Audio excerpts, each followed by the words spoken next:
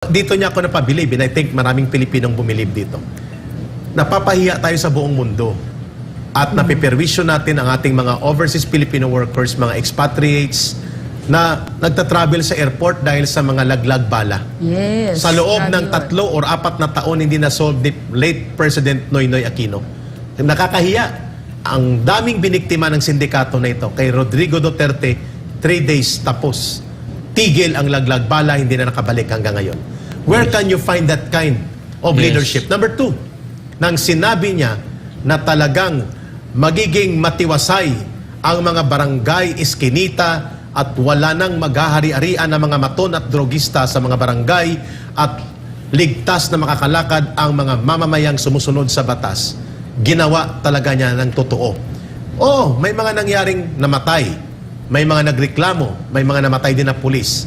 But there are the courts that you can go and complain. Yeah. Yes. Pero overall, automatic in a matter of 3 months na umupo siya. First 3 months niya, 68% ang ibinagsak ng National Crime Index. Yes. Nationwide. Lalo na ang rape, ang homicide, murder, and robbery. So, ibig sabihin, nagtakot ang mga kriminal talaga sa kanya. At sa aking pamilya, 7 sa mga pinsan ko ang tumino at iniwan ang droga at sila ay naging matinong mamamayan dahil naging presidente ang isang Bakit? Rodrigo Duterte. Dahil ba sa takot? Fear factor. Fear factor. Yan, And dali na respect natin yan. sa batas. Okay. Dali na natin yung ganyan talakayin sa fear factor, no? Kung saan, ayun naging pahayag ni VACC Boy Evangelista na parang nawawala na ng takot ang mga kriminal. Nakikita naman natin na sunod-sunod. Kaya Eric, for example, balikan ko lang yung sa nangyayari sa ating airport. Alam mo ba na maraming nagre-reklamo sa customs? Oh, grabe. Yung Oh, balikbayan sa boxes. Yung Binubutas. di ba, kumain ng Yung balikbayan boxes ka, Eric. officer? Ngayon, maraming Yung nagre-reklamo pero naglulok ng wala. pera, Frank, na Chocolate dollars. daw, sabi. Oo. Maliban doon. Yung mga Eric, alahas, relos, Dami. nawawala. yung Daming kinukunan na ito ang naalala mo, nung nagsabi si Ka Eric, kung kayo'y nakita ng ganyan, ay mag-ingay kayo. At sampalin nyo. Gamitin nyo ang inyong karapatan na mag-ingay bilang isang Pilipino kung dyan sa airport na huwag kayong tumahimik. At sabi niya, pupuntahan ko kayo. Pupuntahan ko kayo. Pero ngayon Ka Eric, ang masaklap, nangyayari pero wala daw inilalabas. At tahimik Correct. pa rin Ka Eric. Fear At factor. maraming nangyayari na kinukunan niya ng mga Exactly. balikbayan boxes. At pati mga abusadong pulis nawala sa panahon niya, Frank, natakot sa kanya. Naalala mo, Frank, ang pinakareklamo noon ng protektor ay mga pulis. Inamin naman niya ng PNP, even si Bato de la Rosa, ng siyang chief PNP. But under his leadership, yung mga tiwaling pulis at mga involved sa droga, Frank, ubos, tanggal, alis, at tumiklop. Yes. At sana hindi na makabalik. Sana. Ang bilibid. Yes. Lahat na yan, ang mga malaking Chinese drug lords dyan, ay inisa-isa yan at pinaghihiwalay at pinutol ang kanilang sungay na dati na mayagpag sa panahon ni Laila de Lima ng siyang DOJ Secretary. At meron din Yun. impormasyon ka, Eric, di ba? Na kumakalat. Ito yung presyohan ng illegal na droga Ayun. sa cocaine. Kung dati, though meron pa rin, kasi di naman basta-basta mawawala, kaya humingi ng tawad din ng ating Pangulo, pero he did his best. Former President Rodrigo Duterte. Doon dati ay nasa 5,000 ang gramo, kung di ako nagkakamali, ng cocaine. High-grade cocaine yan. High-grade cocaine. Ngayon ka, Eric, sa sobrang dami ng supply daw, ay bumaba from 5,000 to 900 pesos. Less than 1,000. So everyone na gustong makaano, Ng droga. ibig sabihin, grabe ang supply.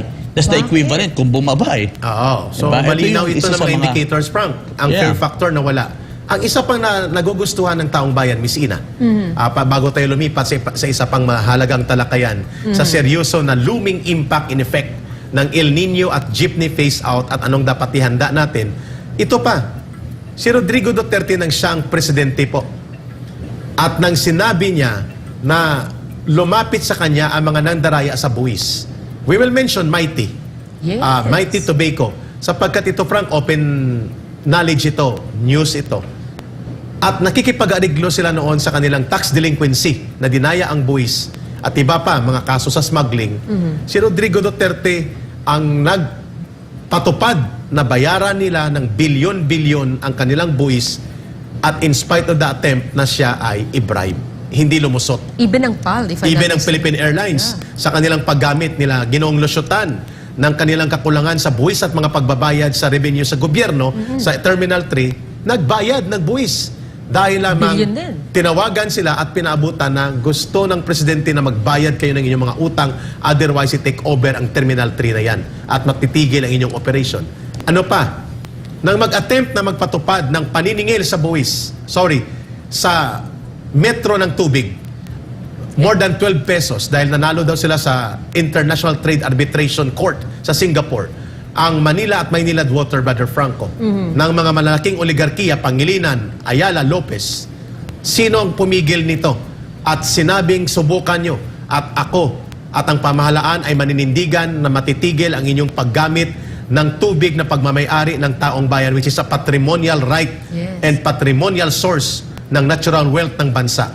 Tumigil at hindi na ipatupad ang 12 pesos and 50 centavos per cubic meter na paniningil sa tubig na presyo dahil lamang sa kanilang pagrespeto, paggalang at pag-aalangan na abusuhin ang ordinaryong mamamayan. Sa panahon ni Rodrigo Duterte, hindi ka pwedeng maghari-harian sa Pilipinas. Hindi ka pwedeng maging maton, mayor, gobernador, congressman, senador, kapitan sa barangay, o sino pa man, pulis at military, walang pwedeng maghari-harian over the people. Yun ang mensahe ni Duterte noon. May dugtong lang ako kasi naalala ko to dahil lang komento nating mga kababayan noon. Taga Mindanao kasi si dating Pangulong Rodrigo Duterte, pero siya lang ang nagkaroon ng will na ipalinis ang Manila Bay at ang Boracay. Exactly. Grabe Miss din yung Ina, pinagdaanan ng mga panahon. never done before. Miss Ina, napunta malapit ito sa lugar ko, Brother Franco, ang Boracay. Ang malalaking hotel at resorts dyan, abusado. Sorry sa kumakain. Ang kanilang waste, direkta yan, nakabaon, nakatago, pero ang buga sa dagat.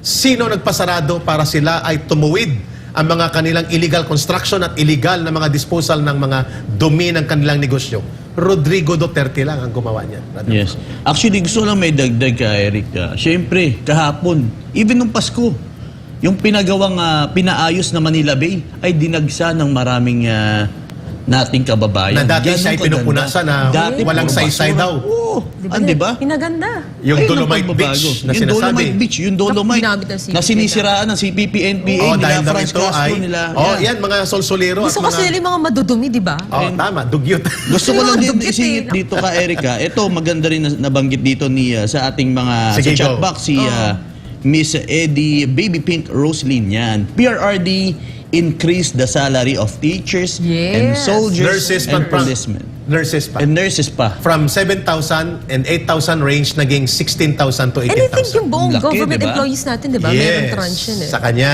Pinalaki ka, Eric, di ba? At ito pa, Frank, ang hindi makakalimutan ng taong bayan. Sa Iraq at sa Syria, Yes. 3 taon di matapos-tapos ng digmaan sa ISIS. Sa Marawi, 4 na buwan tinapos ni Rodrigo Duterte at ng pamahalaan. Dami talaga. Believe at saludo ang malalaking bansa na natapos natin ng mauti ISIS at DI Daula Islamiyah na mga pagkilos sa digmaan sa Marawi at na-handle ng maayos at na ipakita ni Rodrigo Duterte na alam niyo kung saan nangyari ito, Brother Frank? Nasa Moscow siya. Nang nilusob ang Marawi ng ISIS Mauti Group. Yes, the day, no? Nahila At the day na imimit niya si Putin, he canceled immediately the meeting with Putin at umuwi siya at hinarap ang krisis na ito. That's Rodrigo Duterte. The Yan. kind of decisive leadership na hinahanap ng mamamayang Pilipino. Of course, hindi siya santo. Yes. Hindi siya santo papa. Hindi siya Diyos para hindi siya magkamali.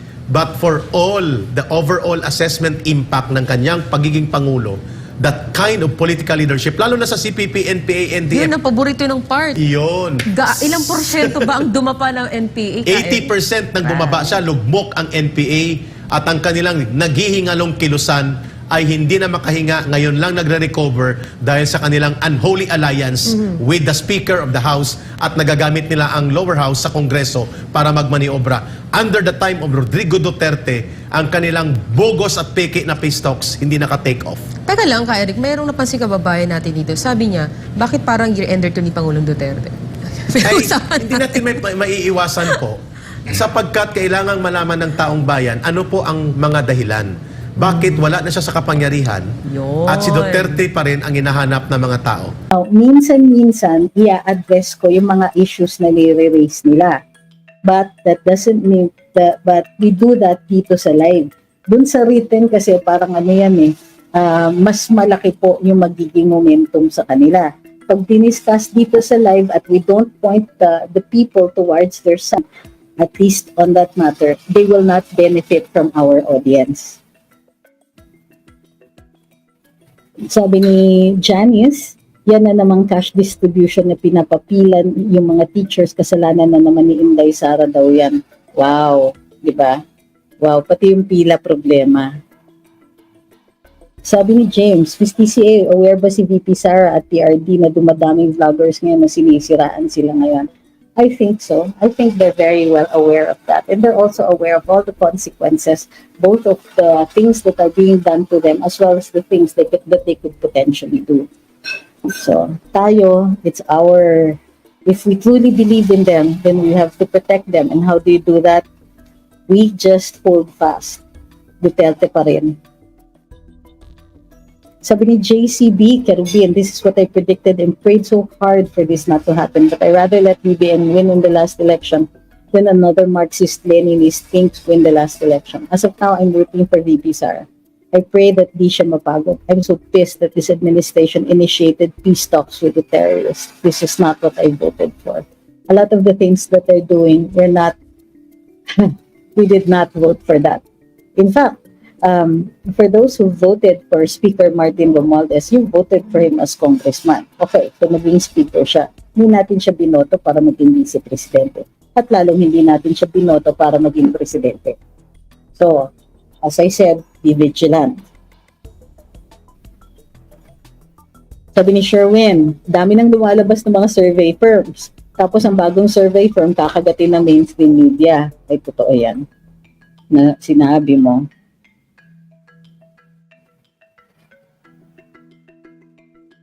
Sabi ni I am Karen, shoot sa balde yang si Tambi, ni hindi nga yan kilala ng mga kapitbahay ko. You know what?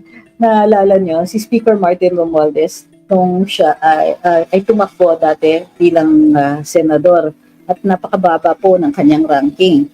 So alam natin na since wala naman masyadong nagbago sa kanyang popularity at even in the polls that I don't even trust, ay mababa po ang lumalabas tungkol sa kanya. Mataas ang awareness pero mababa ang trust. So, nakikita natin na kung sakasakaling mag-aambisyon ang isang katulad niya sa mas mataas na pwesto, the only way he can do it is to go around it.